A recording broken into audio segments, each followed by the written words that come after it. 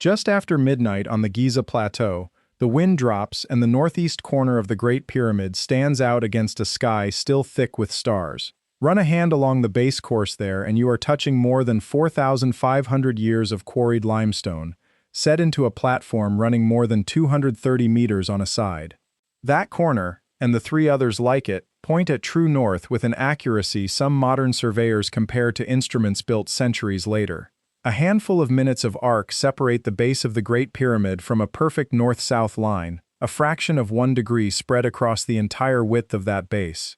Whoever laid that first line into the bedrock at Giza was not squinting at a shadow and hoping for the best. They needed a fixed point in the sky, a way to find it, and something to hold in their hands while they did it. The story most people hear about how they did it is a simple one.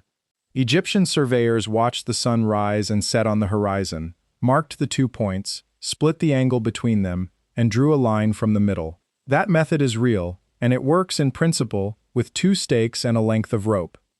Run the numbers on it across a base this size though, and the expected error comes out larger than what actually sits in the ground at Giza. Different pyramids built under different kings carry different amounts of error too, and the differences are not random, they follow a pattern. No written instructions survive to explain which technique the builders actually used, only the results carved into stone. That is where the simple version of the story stops holding its shape. If you're enjoying this story so far, don't forget to hit the like button and subscribe.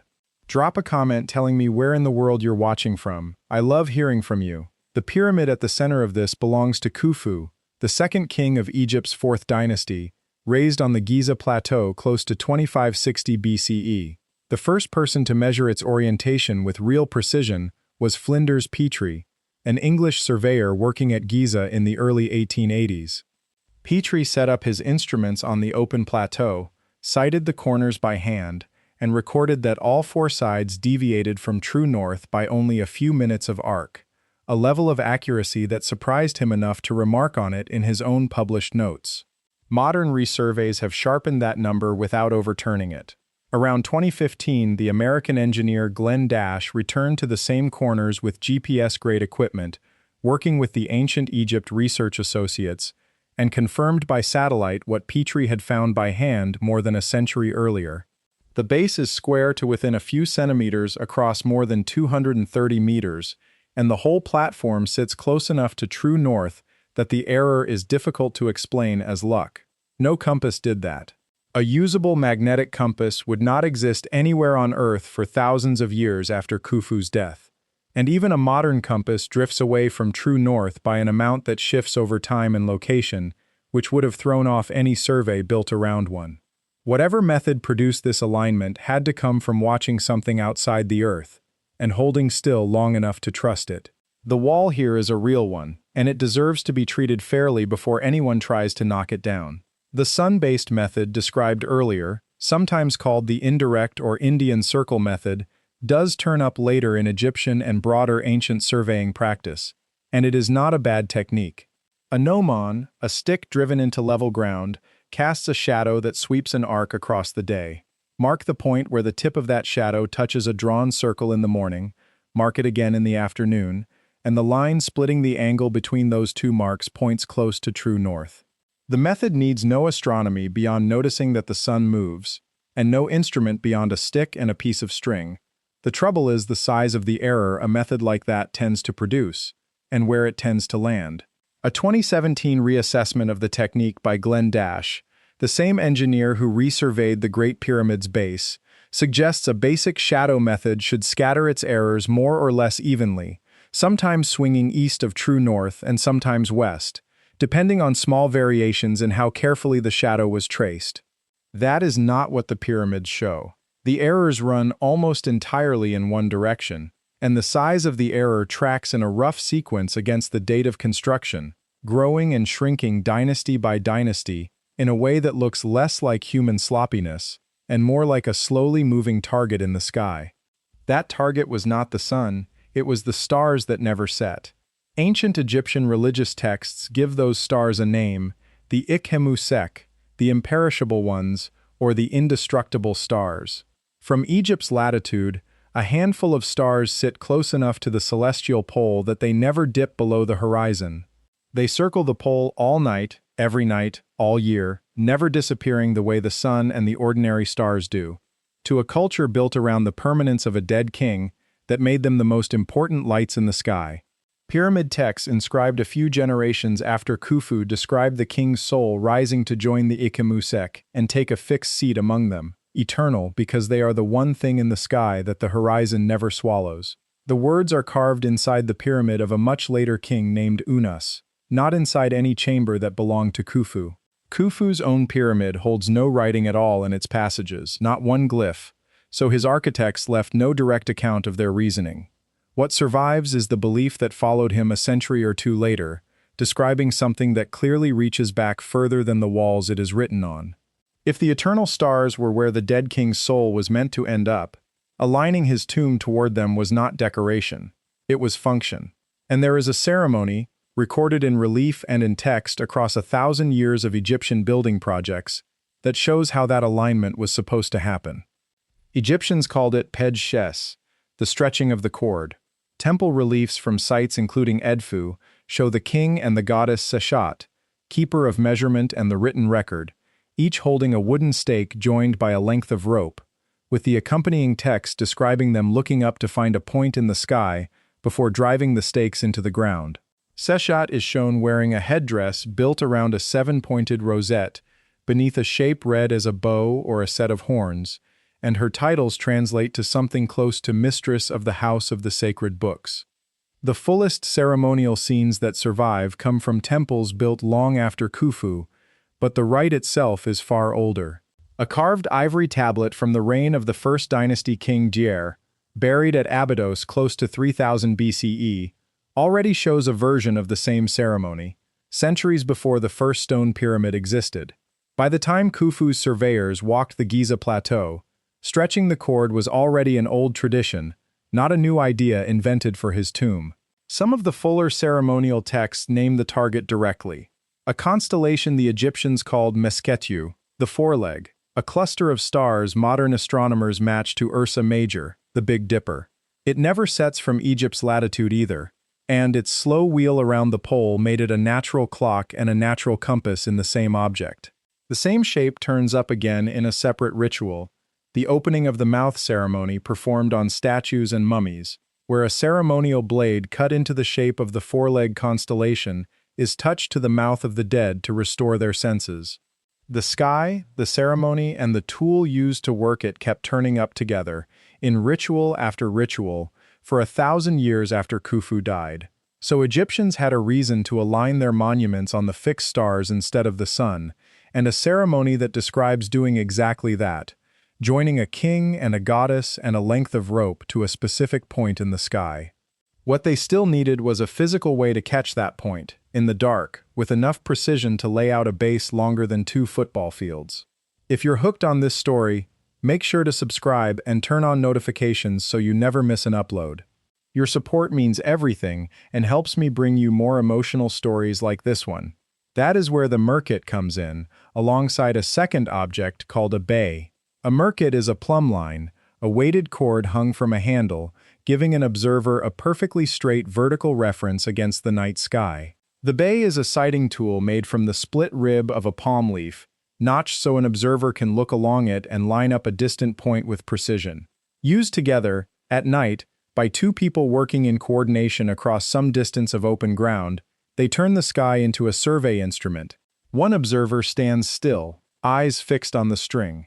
The other walks the dark plateau with the sighting stick raised, calling out or signaling until the 2 points of light and the hanging cord all sit on the same invisible line, and only then does anyone drive a stake into the sand. The clearest examples of both objects that survive in museum collections date centuries after Khufu, some inscribed with the names of priests from far later periods of Egyptian history, so no one has ever placed a Merkhet or a bay directly in the hands of Khufu's own surveyors. What has survived is the method they were built to perform, reconstructed in detail by the Cambridge Egyptologist Kate Spence in a paper published in the journal Nature in 2000. Spence's reconstruction works like this. Two circumpolar stars, sitting on roughly opposite sides of the pole, appear to an observer on the ground to be stacked vertically, one directly above the other, twice each night as they wheel around the pole. An observer holding a Merkhet lines the plumb line up with the lower star, and a second observer some distance away, sighting through a bay, marks the exact spot on the ground where the upper star sits directly above it at that same instant. That marked point sits extremely close to true north. The method needed no written mathematics. Two people, two stars, a weighted string, and a notched stick did the surveying instead. Spence proposed a specific pair of stars for this work, now called Kochab and Mizar, and calculated where their vertical alignment would have pointed on various dates across the Old Kingdom. The position of true north, as measured by that specific pair of stars, does not stay fixed. It drifts, slowly, over centuries, because of the wobble in the Earth's own axis that astronomers call precession, and that drift is what turned Spence's idea from a plausible guess into something closer to a working theory. The bent pyramid and the red pyramid at Dashur, both raised by Khufu's father Sneferu a generation earlier, carry noticeably larger errors than Khufu's own monument at Giza. Khafre's pyramid, built by Khufu's son right beside his father's, lands closer to true north than either of Sneferu's attempts, though not identical to Khufu's own figure. Menkare's smaller pyramid, the last of the three raised at Giza, drifts off in its own slightly different direction again. Spence plotted where the Kochab and Mizar method would have pointed on the calendar dates traditionally assigned to each of these monuments, and found that her curve lined up with the real, measured errors pyramid after pyramid, close enough that she used the fit to argue for small corrections to the accepted dates of some Old Kingdom reigns. Not everyone has accepted the theory in the shape Spence gave it. The Spanish archaeoastronomer Juan Antonio Belmonte, who has surveyed the orientation of dozens of Egyptian temples and pyramids, has argued the fit is not as clean across every monument as the simultaneous transit theory requires, and has raised the possibility that Egyptian surveyors mixed star sightings with solar observations depending on the period or the site. Glenn Dash's own re-examination of the equinox shadow method argues the sun-based technique deserves a second look, and may account for some of the same error patterns Spence attributes to the stars. The debate has not closed.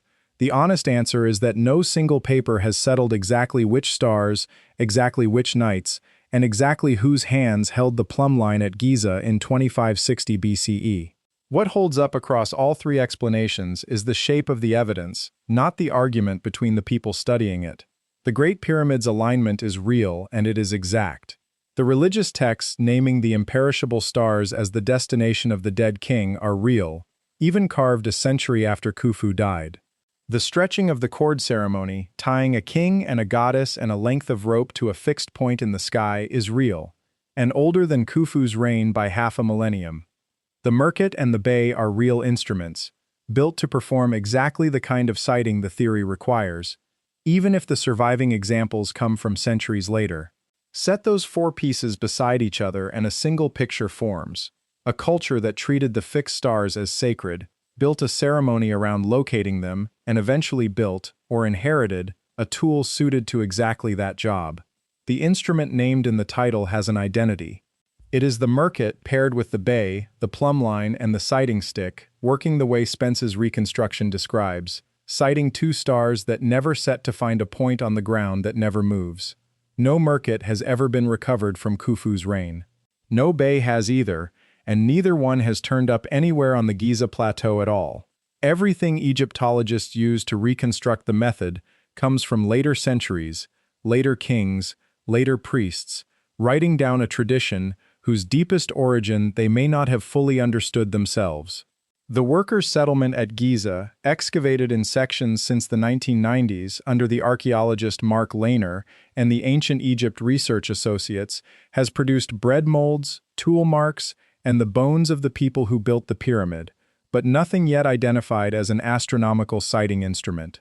Large sections of the plateau, and the ground around the pyramid's original foundation trenches, remain unexcavated or only partly studied, sealed under sand, later construction, or protective backfill laid down by past excavators. In 2017, a separate research effort called the Scan Pyramids Project used muon radiography, a technique that reads cosmic ray particles passing through solid stone, and found a previously unmapped void more than 30 meters long sitting above the Grand Gallery inside the Great Pyramid itself. That scan proved the pyramid still holds space no one has entered, let alone explained, but the void sits deep inside the finished structure, nowhere near the foundation trenches where a surveyor's tools would most likely have been set down, forgotten, or lost in the sand around them. Somewhere in that unexamined ground, or nowhere at all, sits the answer to a specific question: what did the hands that built the most precisely aligned structure of the ancient world actually hold on the night they found true north?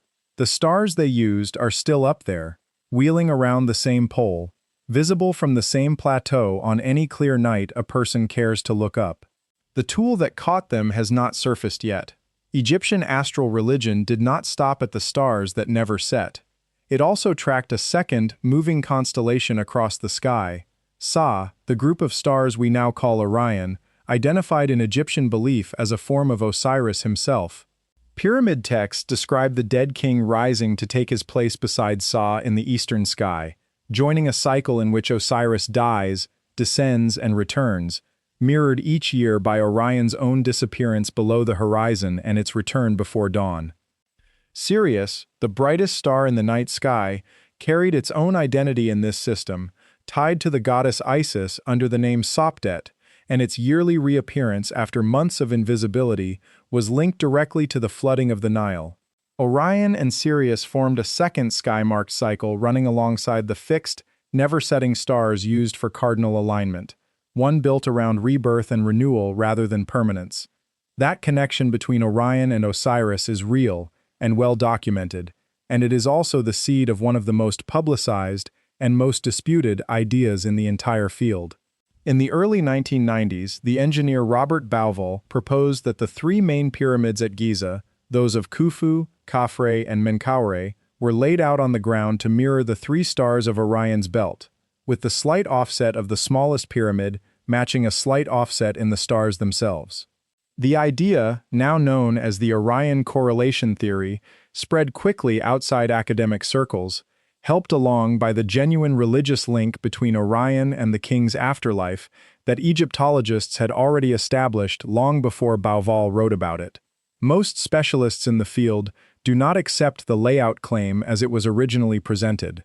The American astronomer Ed Krupp and others have argued that Bauval's diagram only works if the belt stars are flipped and rotated in a way that does not match how they actually appear from Egypt, and that the fit weakens considerably once the comparison is done without those adjustments. Kate Spence, whose work on the simultaneous transit method sits at the center of the cardinal alignment question, has been similarly skeptical that a belt-shaped ground plan was the organizing idea behind the Giza layout, as opposed to a shared religious vocabulary expressed in more than one way across the same site. What survives the argument either way is the underlying belief. Orion crossed the Egyptian sky as a god in transit, dying and returning, and the king expected to follow the same path after his own death. Whether that belief also shaped the ground plan at Giza, or only the words carved into later pyramids describing the journey, remains an open argument between two camps that agree on the religion and disagree entirely on the geometry. It is a different disagreement than the one over the pyramid's cardinal alignment, but it runs on the same footing. Real astronomy, real funerary texts, and specialists reading the same sky in different ways, with no invented scholar or fabricated leak needed to make either side of it interesting. Thank you so much for watching until the end. If you loved this story, check out the other videos on your screen now. I think you'll really enjoy them. And don't forget to subscribe if you haven't already. See you in the next story.